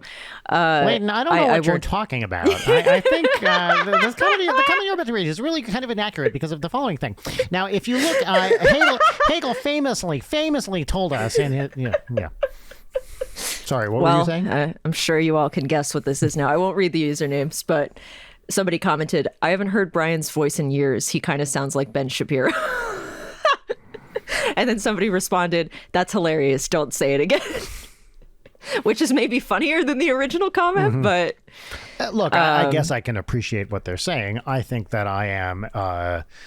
how should I compare myself to Ben Shapiro? I'm a sexual dynamo in the way that Ben Shapiro is not. I'd say you're so tall and you feel really secure about your height. That's right. I like to do like tool stuff with tools, whatever you call that. I like to carry construction equipment around, like tractors and God, that's manly. Arm saws and and things that you use to hit nails, whatever those things are called, nailulators, I think. Yeah. So yeah. No, I'm a lot like. Anyway, I just wanted to share that. I'm a lot like Ben Shapiro. We both have Harvard affiliation, I believe, in our backgrounds. Men of intellect. Sisters that are hotter than you. Yeah. I told you my Ben Shapiro thing, which is every time I hear his name, to me, it sounds like a magic spell to make a Ben Shapiro. Ben Shapiro. Yeah. That's good. I'm acting like I heard that for the first time just now. It's still my delivery is always funny. That's what this I is do. The true issue of having a podcast with a friend where it's like, we got to save our bits for when the mics are on. Save it for the pod. Save it for the pod. You got to do it. Yeah. Well, is it time for segments? It is time for segments. So Nathan, unfortunately, had to go before it was time for our segments, but it's been a while. It's actually been several weeks since we've had a segment on this show. So I didn't want to go another episode, especially a traditional guest episode without our segments. So we're going to start with our segment. I would say we have it every week, but we don't, as recent history has indicated. And I am above all honest. So our first segment on the show is our pop culture recommendation segment. This is a segment where we get to talk about our favorite things in pop culture, recommending stuff we like. It could be a book, a movie, a video game, anything of that nature, culture both high and low. The name of this segment is, of course, What's Poppin', and the theme song, which I'm not sure you've ever heard, Layden, goes here. What's poppin'? What's poppin'? That was the What's Poppin' theme song. Now, Layden, it's actually been a while since I've asked you your opinion on the show. As I mentioned earlier, I do value women's voices if they're appropriately respectful. So I would like you to tell me your respectful opinion. You can disagree. Just do it in a respectful way that doesn't make me feel like less of a man, about the What's Poppin' theme song. What do you think about it? There are a lot of things that could be said about the theme song, and I'm going to be respectful to you in that something about the musicality of it makes me feel like you're compensating for something. Yeah, I am. So I made the theme song small to compensate for my extremely large penis. Right? That's why it's short. That's why it's just a little bit. That's why anyone who writes a symphony, you got to be like, whoa, okay. What's going on right there? But to Mozart, yeah. Sorry, buddy. To when you're confronted with such length on a daily basis, several times a day. In fact, when it comes to my art, I choose to write things that are small to achieve some balance in my life. Brian, when was the last time you got like violently struck in the nuts? Let's see. That's a good question. Wait, in a way that was hot or in a way that was not hot? Like something I asked for or something I didn't? It's just having like an ow my balls. Like I've been hit hard like in a Farrelly Brothers movie. I live with a child who walks while flailing, so this does happen occasionally. Mm-hmm. Yeah. Probably in the last month or so, some version of that happened. Good for you. Yeah. I always try to... Have you ever been like straight up kicked in the nuts? No, actually I haven't. I'm glad to hear it. Like, I've definitely had, I guess during sports, maybe like, not a kick, but like, the testicles are a delicate little beast. And sometimes an errant, ball or whatever can graze and cause pain. Ball to ball communication. That's right. Yeah, that's right. Yeah, the more humiliating version of this is when you like sit down and cross your legs and you accidentally like crush one of your nuts. That's the worst Mr. version. Belvedere moment. Yeah, that's right. Yeah, and that does happen from time to time. Well, when you have a body where things dangle off it, sometimes shenanigans arise. Yeah, I mean it's the tip problem. It's them; they're dangling. Well, I'm 100% tip. That's the interesting thing about my body, is it's all tip. So when you say just the tip, you're talking about the whole thing. That's nice. That's like a holistic view well, of a person. Don't ask Rachel her opinion of that. Holistic. That's going to be our next. We should do like an energy healing episode. It's just holistic. It's all about holes. Yeah. Wow, this show blows. All right. All right, great. Enough. Well, I know you'd think I'd never say this before, but enough about my dick.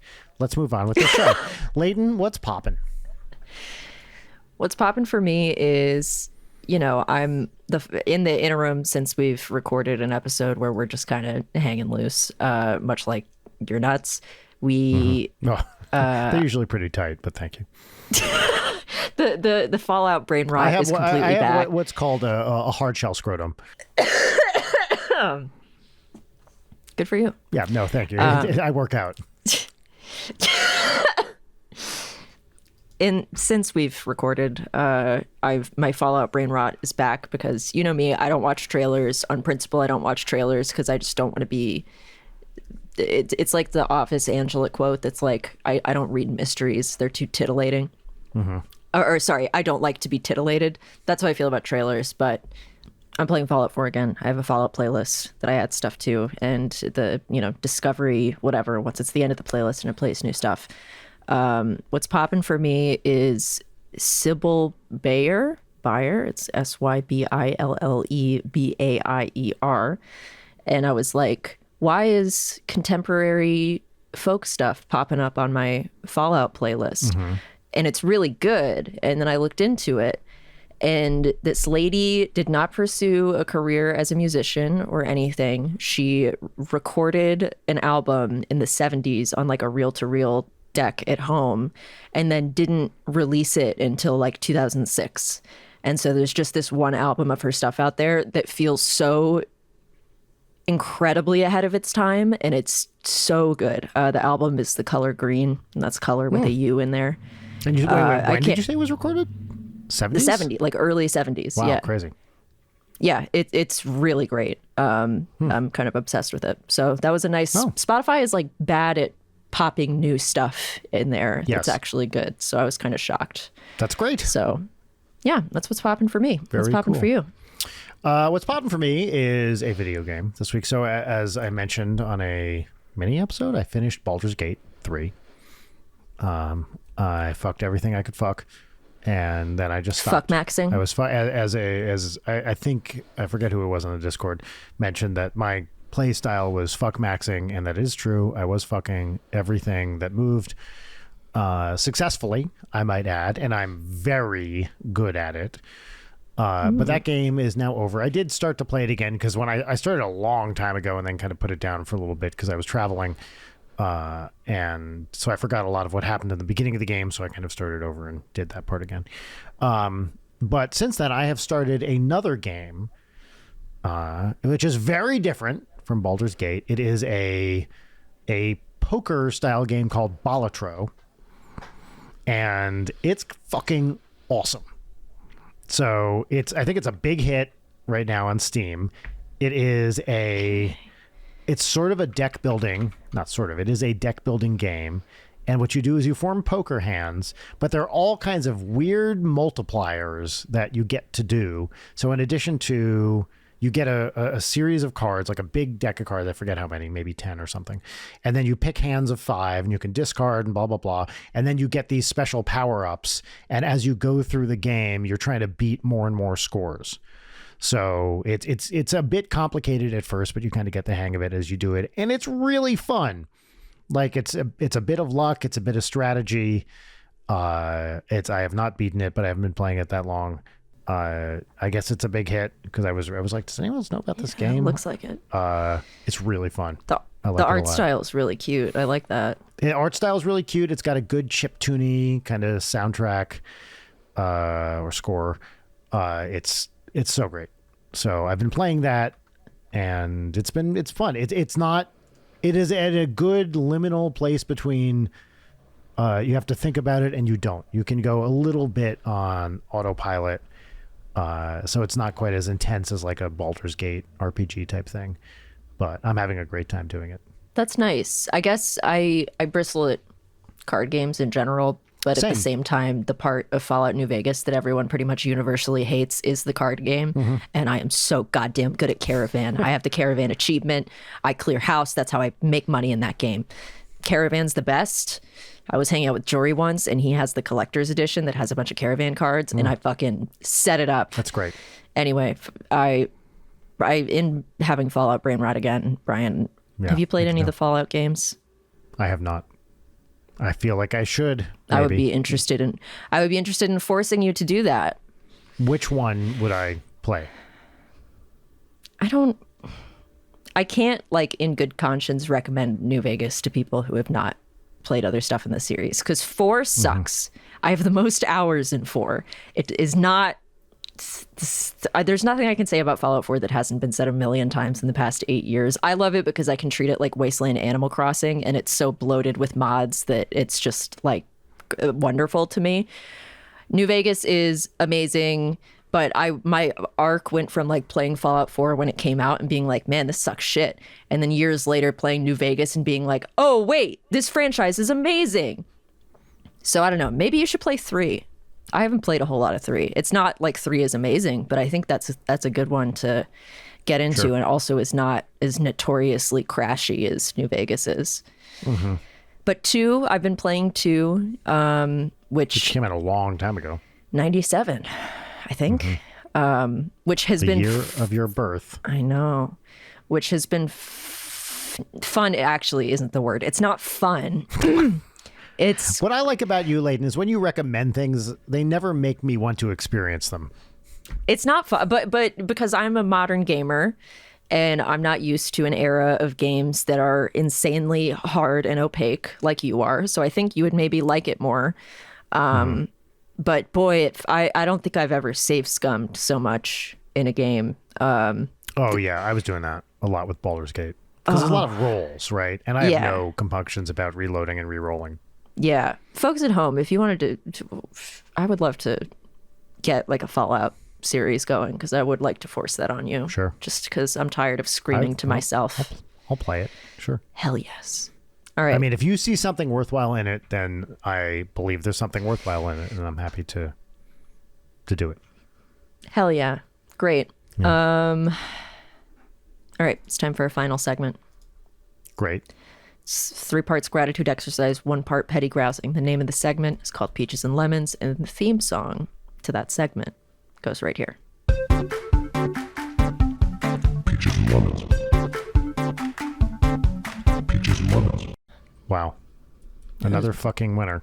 Yeah, it really is. You know, I have the little Casio that you did the What's Poppin' theme on the wall back there. Mm-hmm. Have we released the video of you writing it? because you got it in like one take, and I have that video. I don't think we ever did, actually. I don't know. Great. Well, because you were like there, right? Yeah, you were sitting there. I was right behind you, and you were doing the ba ba ba ba ba ba. You got it like in one. It was ridiculous. Yeah. It's called talent. It is. Well, anyway, we'll start with a lemon. I'll go first.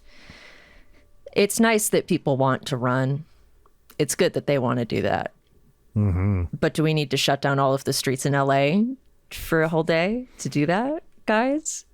Because my lemon is the LA Marathon. Good for you, but I've got places to go. Yesterday, right? It was, yeah.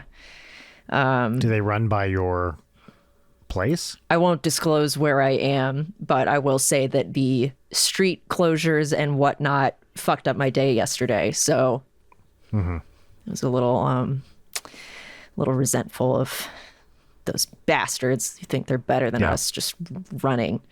Being outside all the time. It's gross. So yeah, that's my lemon. That's the most low stakes bitchy lemon. But every year it's a thing. So yeah. How about you, Brian? My lemon is this is not the lemon. In about 10 days, I have a new Go Banana Go album coming out with my friend and yours, Jim Roach. And a big source of traffic for us has been the Sirius XM Kids station, who has recently laid off pretty much all their DJs. So, oh no. Which is bad for kids music. Like, there was a great kids channel, and I think they still have a few people there, but no one knows what's going on. And it's just a bummer to see, people who are good. I like the stuff they play. They played our stuff, which was of course nice, but it's just nice to have a human in charge of deciding what gets played so that they can, give smaller acts like ours some bandwidth. And it would be a bummer if they just went entirely algorithmic. So I don't like that they're laying off people, as part of massive digital media cutbacks that are happening all over. And it also very directly affects my band and how we make money. So I am hoping, for the sake of humans getting jobs, that another human gets a job. And I'm also hoping, for the sake of this album, that it gets played somewhere. Because outside of this, it's very hard to get the word out about music these days, honestly. And any content creator can sympathize. Getting the word out about things is getting increasingly hard as algorithms get more and more walled garden-y. And it's just hard to start new stuff when it's some computer deciding what gets to be heard. So that's my lemon. Is I love my kid band. It's so much fun to make this music, but I don't know how much this album is going to get heard without some help from people. Yeah. So we're reaching out to friends and saying, hey, please help us spread the word. But it's like, it sucks. It sucks not just for us, but for a lot of other people. I'm sorry to hear that. Do you think you can subliminally put in messages to get yourself on the good side of the AI for when it all comes to a head? Just let them know that, like, you're with them. Like this conversation. They know I'm with them. Yeah? Yeah. Have you been putting in some groundwork with GPT? Well, I'm part robot. I mentioned the rigidity of my scrotum before. So, I'm slowly upgrading. All right. Yeah. But that's my lemon. All right. Well, yours has real world consequences. Mine is just me being a bitch. Being mad at athletic people. Yeah. Yeah. Which, mind you, by the way, I own a foldable exercise bike now, and I do work out for the first time in my life. Wait, and I hate it. What? I didn't know this. This is new. This is relatively recent. Yeah. I thought all at home exercise equipment was like $1 million. I didn't realize you could get a folding bike for like $100. Yes. So I've been doing that and making smoothies and That's good. drinking smoothies. That's great. And I hate this for you. I hate that the stuff that people say works actually fucking works. It pisses me off. What is your workout outfit? Like, are you? I don't have. Are you a long? Here's the question for you with bikers. Right. Are you long pants or shorts? Because I watch some people biking in long pants, and it mystifies me. I mean, I've done sweats as we're heading into it not being cold. I'll go back to, but I wear like my general fits, unless I'm going somewhere, are all athleisure. Exercisable, yes. Yeah, I'm not exercising in them historically, but that it's like, oh yeah, that is what these are for, not just me lying in bed. Anyway, yeah, peaches. I am just I'm genuinely curious by people biking in anything but shorts. Like I mean, for me that doesn't work. But obviously everyone gets to do what they like. Yeah. And I don't like exercising. That's why my workout playlist is called all caps I hate exercising, because it's true. Now it's time for peaches. I will start. My first one is that I'm a connoisseur of frozen foods. I enjoy them very much. I own an air fryer. The frozener, the better. The frozener, the better. Amen. I love not having to think about the food that I'm going to eat. Just like if I could have a steady drip of like nutrient-rich gruel, I would love that. Like a Go-Gurt tube of gruel. That would make me really happy. But I've found that Lunchables, you're familiar, they make frozen. I have a child. They make frozen grilled cheeses now. Obviously, I had to try this. Frilled cheeses.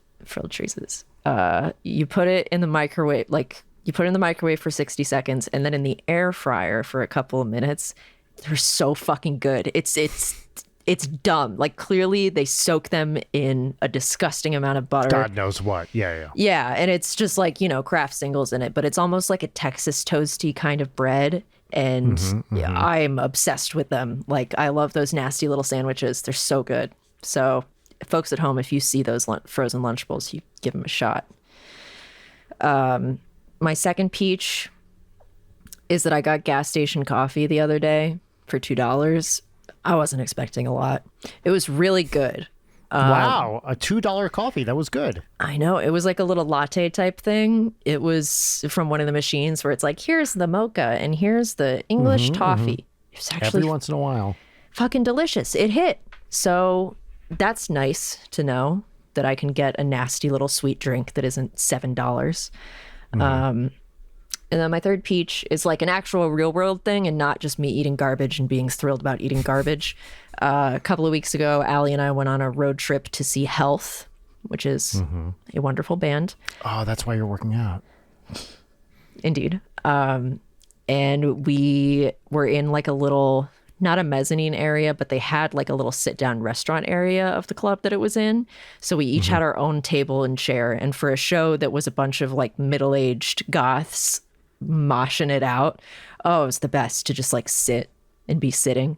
And my kind of vibe. It was the first time I've ever had to use earplugs for a concert.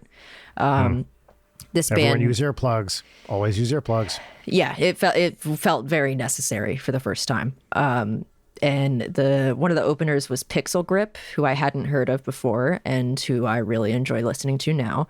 Health were amazing. Allie and I stoned as fuck, holding hands as they play our favorite cyberpunk related songs. And we just had like a fun little road trip, and it was a great weekend. So that's great. That's one of my peaches. I love it. How about you, Brian? What's going on? Was that 3? Yeah, Lunchable, gas station coffee. Gas station Health. coffee. So of course. Yeah. Yes, indeed. Okay, my peaches. Peach number 1. I am in a couple weeks heading out on tour with TWRP, and I'm very excited to be on tour as Trey Magnifique. This is also a mild promo for the tour. Come see me and TWRP and Nelward. But I'm just excited to be back on the road with some buds, and because they are delightful people, and it's going to be a great time. Bad guys, delightful people. That's right. They're a lot of fun, but they make you do some bad things. Oh, Lord Phobos. You know what I'm talking about. Like, there's how he's not in jail. I don't know. But yeah. Can't keep getting away with it. So that's very, I'm just excited to be on the road. I'm not excited to be leaving the family for 6 weeks, but I am excited to play. Peach number 2. Since I guess it's been a while since we recorded a new episode where we did peaches and lemons. Since then, we put out on my personal and NSP, we put out a discussion of what happened with the SCP merch stuff, which Leighton, all about. And I had a couple people reach out and just check in, and it's nice to see, friends reaching out and checking in on you. So it's, that it's a tough situation, and it was nice to see some support. Yeah. My biggest peach, and this is a big one. So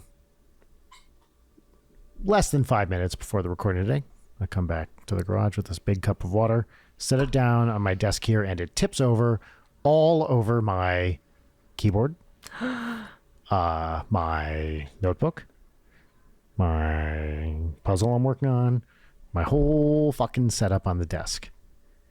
And everything's fine. Yeah. Somehow nothing was hard. Like, it didn't dump directly on the fucking CPU, which is over here. The keyboard appears to be working, which is a straight up miracle. I mean, this thing got drenched. And it's been 2 hours now, so I think I'm probably in the clear. The other stuff, I ran, and I didn't have anything here. I used one of the pillows from the couch to like try to sop up what I could, and then ran to the kitchen to get like towels and shit. I think I'm okay. I think everything's clear. And that there's nothing worse than I need to have the water here to drink for the fucking podcast. Otherwise, get dry mouth. There's no way around it. Well, there is the fact that I have that same cup, and that cup comes with a lid, but... Well, look, actually, I did. You know what? You are not wrong. I did make a choice to not put the lid on it, which I do regret, but it did. It worked out. I'm really happy to hear that. Yes, Jesus is once again looking out for his favorite son, and I'm. It's great to be once again blessed by God's light. So, I am shocked that everything is fine here. Yeah, that's the kind of thing that screaming, just screaming is how that usually goes for me. There have been a couple things recently. Here's another. No, you know what? I'm not going to say that one. But there have been a couple things recently where I was like, oh, fuck. And this was definitely one of them. I feel like it's relatively rare for me anyway to be totally blindsided by like oh no, like usually if there's a tragedy, I watch it coming towards me like a fucking slow moving train. Mm-hmm. But in this, in a couple cases recently, I got hit with this water and another thing I won't talk about right now. But it worked out. The keyboard's working fine. I do, in case because it's a Bluetooth keyboard, I do have a USB keyboard that I keep in the cabinet over here that I do need to bust out every so often if this one like loses its charge or just won't connect. Shitty little Mac keyboards. Yeah. Nice.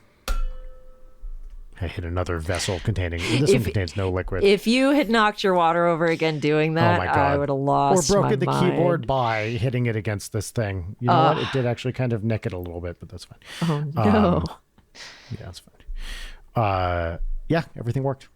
And that's that's podcasting, baby. Now that's what I call podcasting. That is what we call podcasting. Folks at home, thanks for joining us, and also the wonderful Nathan Barnatt. Yes. And also, it's the end of the episode. And did you know that we have a Patreon? I know that we told you at the beginning of the episode, but it was either Brian or me talking about it in a bumper, and not us both here together to tell you that you should get on the Patreon. Get on the Patreon. We've really upped our game with the video stuff recently, thanks to the lovely Rich, who has been editing shorts and now full episodes for us, and it's a good thing. Yeah, it's great. The Discord, as always, is a treat. Was that Martha Stewart who would say, it's a small good thing? Was that her? I don't know. Are you a big Martha Stewart stan?